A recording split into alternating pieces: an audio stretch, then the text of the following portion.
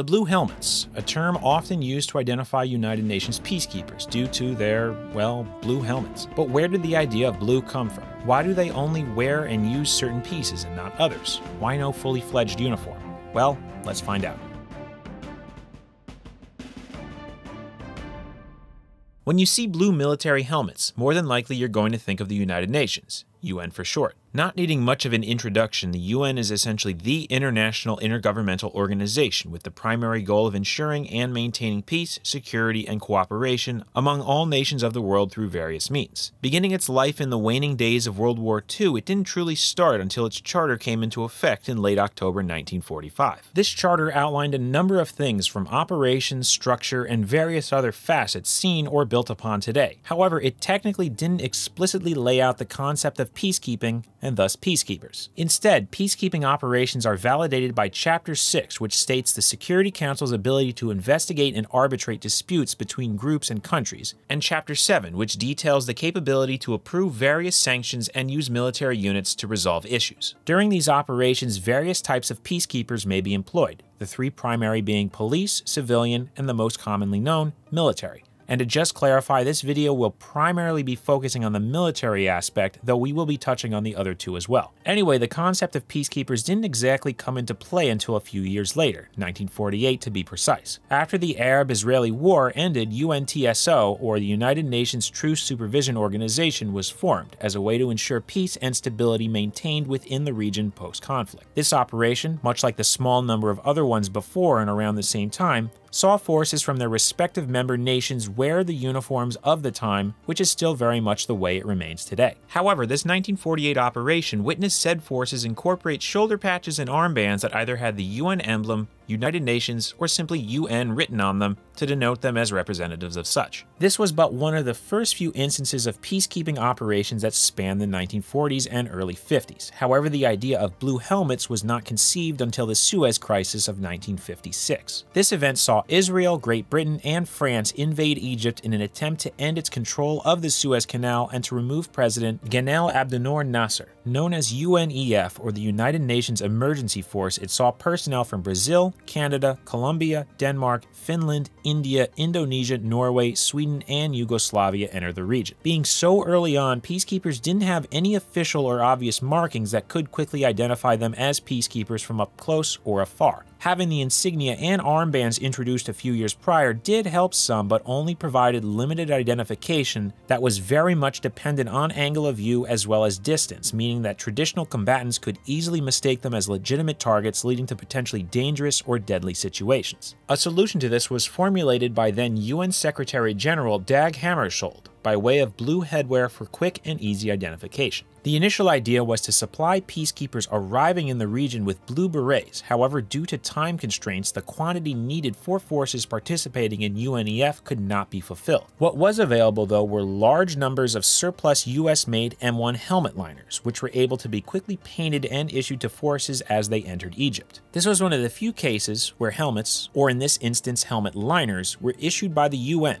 But nevertheless, their circulation would essentially usher in their actual usage, as well as the term and sort of nickname, blue helmets. Additionally, not long after, the nearly as famous blue berets also began to be seen, likely being chosen as they were one of the more common headpieces worn by forces around the world. And so the term blue helmets began to stick and helped to differentiate peacekeepers from traditional green helmets, used to describe conventional combat forces, and white helmets, a term to describe members of public charity, aid, or rescue-based organizations. That brings us to the modern day and the question, what exactly is a peacekeeper issued that denotes them as a peacekeeper? Well, right off the bat, by and large, forces will continue to wear their own uniforms issued to them by their home country. That'll be talked about a bit more towards the end of the video, but as far as UN pieces go, there are essentially two categories. The first being officially issued pieces from the United Nations, and the second being specially created or altered pieces already in the contributing nation's supply chain. So let's start with the officially issued items. Participating nations will receive various forms of media and documents that lay out things like procedures, protocols, and rules. One of the most prevalent is the DPKO/DFS UNMEM manual, or the Department of Peacekeeping Operations/Department of Field Support United Nations Members on Selection, Deployment, Rotation, Extension, Transfer, and Repatriation of United Nations military experts on missions in United Nations peacekeeping operations. This is essentially a manual that explains just about everything everything a Peacekeeper would need to know, including necessary gear they would have to have and what uniform pieces are actually provided by the UN. These issued pieces are referred to sometimes as accoutrement or issuance kits and are comprised of one blue beret with one metal UN badge, which, as mentioned just before, was a concept introduced before the Suez Crisis, one peaked cap, also sometimes referred to as field cap, which has seen a few slight changes over the years, two brassards, which appear to be an evolution from the armbands seen during early operations, two blue scarves, as they can be easily added and more or less match any nation's uniform, and 6 shoulder patches bearing the United Nations emblem, which, depending on the uniform, are either sewn right onto it or applied via Velcro. The scarf and beret aren't often seen in the field, but rather for things like garrison and more formal duties and events, though have sometimes been worn while helping the populace or during humanitarian activities, which is often where the field cap and brassards are utilized. But this is where it gets a bit interesting. As with any armed force, uniforms, gear, and equipment are periodically updated. The UN is no different. If you take a peaked cap from, say, the 1990s and put it up against ones issued in the 2020s, you'll see that they generally look alike. However, upon closer inspection, more subtle things like fabric, stitching, and the brim have changed slightly. This is in part due to updated designs and trends, but also how they are made. Like many nations, contracts are put out for the items after a series of designs, requirements, and regulations are confirmed. From there, interested and approved companies and manufacturers will submit a sample as well as a contract bid for a specific item, which is then selected by a committee based on conformance to required specifications of the product, pretty much to ensure overall quality and durability, cost, past experiences, and supply/delivery capabilities, among others. After each item is produced, they are then sent to the centralized UN inventory warehouse where they are put together into issuance kits ready to be given to any peacekeepers being sent on mission.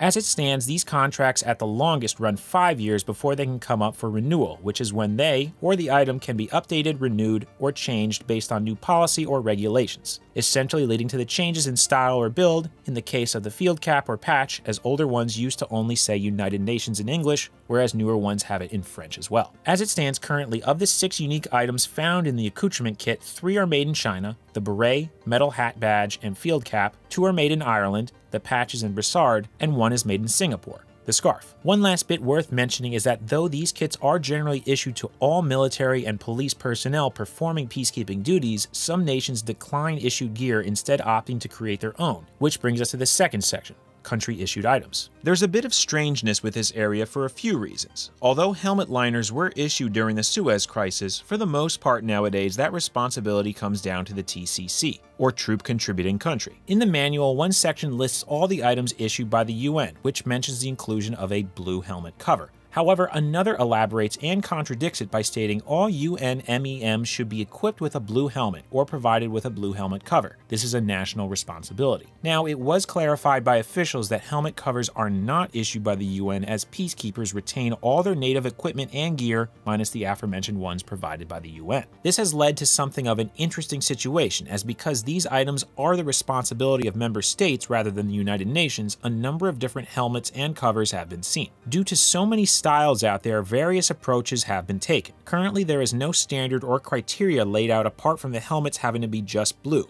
meaning each country interprets it differently, resulting in numerous takes on the blue helmet, not only because of method, but because of what UN blue actually is. The official United Nations blue, sometimes referred to as smoky or powder blue, is technically Pantone 2925. However, that is not the only blue used by them, as the UN itself has multiple agencies, programs, organizations, and other bodies. Though if you were to look at their logos and emblems side by side, you'll see that many of the shades slightly differ from one another. So naturally you can see how UN blue isn't just UN blue. The same can be said for helmets, as methods of making them blue can range from having one specially made, covering them up with a blue cloth cover, or simply repainting already issued ones, with each of these methods varying from country to country. Whatever route is chosen though, many will see the addition of things like UN on the front, back, and/or sides, and emblems or details that are often painted or stitched on in white or black. But it is also worth bringing up 2 quick things. Fading and prolonged wear can obviously change blue shades even more, and in the past, certain peacekeeping units have used non-blue helmets, which in some cases were painted another color like white, or simply had UN imagery added to them. Moving forward though, in many of these photos you can see that troops are also wearing additional blue pieces such as body armor, vests, or shirts. Again, these are items provided by the member nation and not the UN itself, which means an assortment of styles and features are to be expected. Usually vests will see the same treatment, be it have a blue cover put over an already existing one, as seen with British peacekeepers in the past for example, or have a variant of one made in blue, such as ones worn by Chinese peacekeepers. How and when these are worn seem to also be somewhat open to interpretation, as though the Peacekeeper manual does specify what should be provided, it does not specify things like United Nations blue-colored body armor, but overall it's a good and pretty obvious assumption forces use them for protection, utility, and as a means to more broadly identify themselves as part of a peacekeeping contingent. Additionally, things like specialty patches and insignia relating to the specific operation or region, hats such as boonies, bucket, or other styles, and supplementary equipment such as riot helmets and shields employed by UNPOL or United Nations Police have also been utilized by peacekeepers. Some of those aforementioned items will have their costs covered by the UN, however. So what happens with all these issued pieces after a peacekeeper has finished their tour or the operation ends? Well, it seems they pretty much keep it. However, things like the body armor and helmets are often kept by the member state for future operations or for ceremonial purposes such as military parades. For the most part, this works. However, there have been situations in the past where equipment has been misused, with two recent instances being seen in August 2010 in Kashmir and January 2022 in Kazakhstan. The first saw a number of troops of India's Rapid Action Force deployed to Kashmir reusing UN-branded helmets and shields, as certain members believed continuing to use equipment in good condition was alright.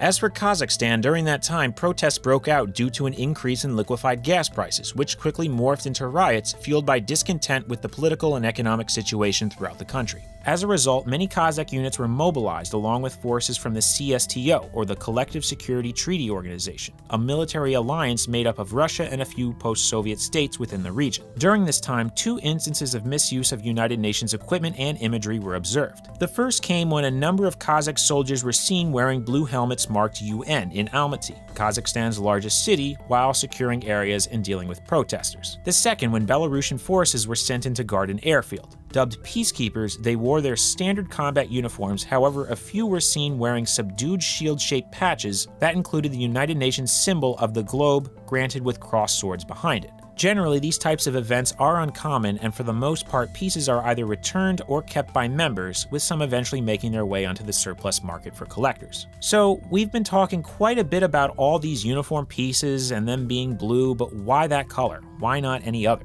Well, it's pretty simple. It's the primary color of the United Nations, along with white and sometimes gold used for their emblem. Originally outlined in 1946, the General Assembly agreed upon a map of the world representing an azimuthal equidistant projection centered on the North Pole, inscribed in a wreath consisting of crossed conventionalized branches of the olive tree, in gold, on a field of smoke blue, with all water areas in white. Obviously, a few things have been tweaked since then, but this essentially laid it all out. But again, why blue? Well, at that time, no country's flag had incorporated that shade of blue, but more importantly, it was chosen symbolically as it was to display the sign of peace. Being created shortly after World War II, they wanted to not only become an organization to push for international peace and unity, but to display it as well. The color blue has long been interpreted as an overall peaceful color, as it has been seen by many as calming, non-threatening, and orderly, among other very positive attributes. This led to it being selected to contrast more vibrant colors that had recently been associated with warfare and violence, such as red. Naturally, with this symbol of peace and calmness, it only made sense for it to be transferred over to items worn by forces engaging in peacekeeping operations. Sounds like a lot of work to identify UN forces, right? Why not just create a dedicated uniform for all peacekeepers and call it a day? Well, the answer is a pretty quick and somewhat simple one. Generally speaking, it came down to factors pertaining to identity,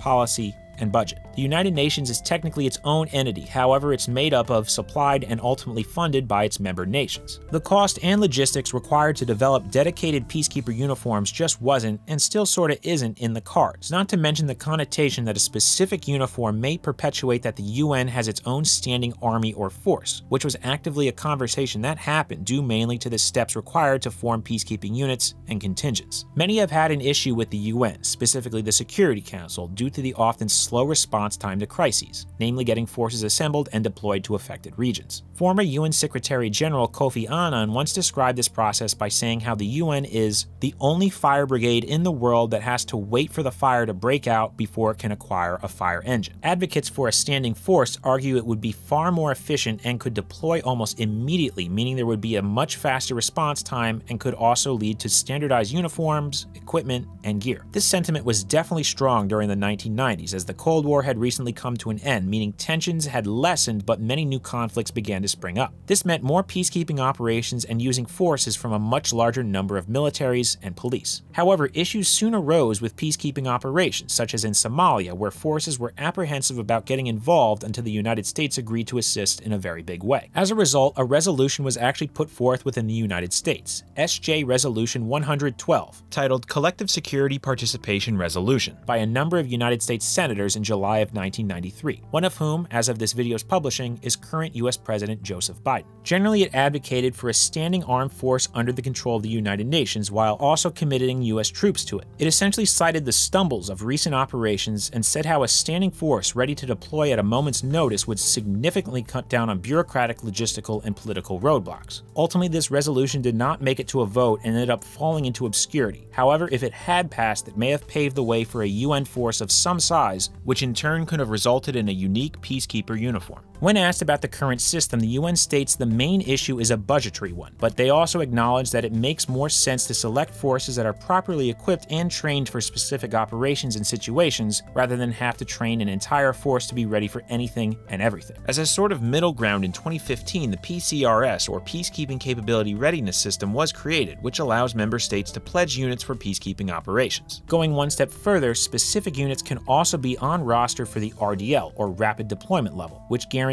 forces ready within 60 days, a time span much quicker than those seen in the past. Now, all of this is definitely a unique element to talk about regarding multinational forces and uniforms, and so we took the opportunity to ask viewers a little while back what sort of uniform would the United Nations use if they did decide to actually create a standing armed force, with the options being adopt a new unique solid colored uniform, adopt a new unique camouflage uniform, select an already existing camouflage or uniform, continue to have forces wear their own national uniforms, and finally just multicam. If you know, you know. Out of 2,100 plus votes, 33% chose adopt a new uniquely developed solid colored uniform, with a close second being continue to have forces wear their own national uniforms at 26. This seems to be the most realistic answer, as it essentially takes the concept of the blue helmet and extends it to the rest of the uniform. Being that peacekeeper forces rarely engage in offensive military actions, the need for a camouflage pattern is greatly diminished. As mentioned earlier, some countries have waived receiving issuance kits, instead electing to have their own created, which in some cases has extended to a fully unique or specially used uniform. Many of these have come in the form of solid green or tan garments. However, others, like India, will utilize a uniform or camouflage pattern that's only scarcely seen, such as their Rapid Action Force's blue variation of their native DPM design, sometimes referred to as Indian Leaf. To add to this, others, such as Vietnam, have even created a variation of an already existing pattern for peacekeeping forces, which sometimes goes on to be worn by other non-UN attached units after the fact. Anyway though, that will do it for UN-specific equipment used by peacekeepers. Though we touched on other areas, it's also important to note that there are other regional and international groups that employ peacekeeping forces that too have select military equipment. We may talk about those in the future. UN peacekeepers, be they military, police, or civilian, have been around for quite a while and have operated all over the globe. Today, many are seen throughout Africa, Europe, and Asia and continue to help provide support, maintain order, and essentially do what their title says: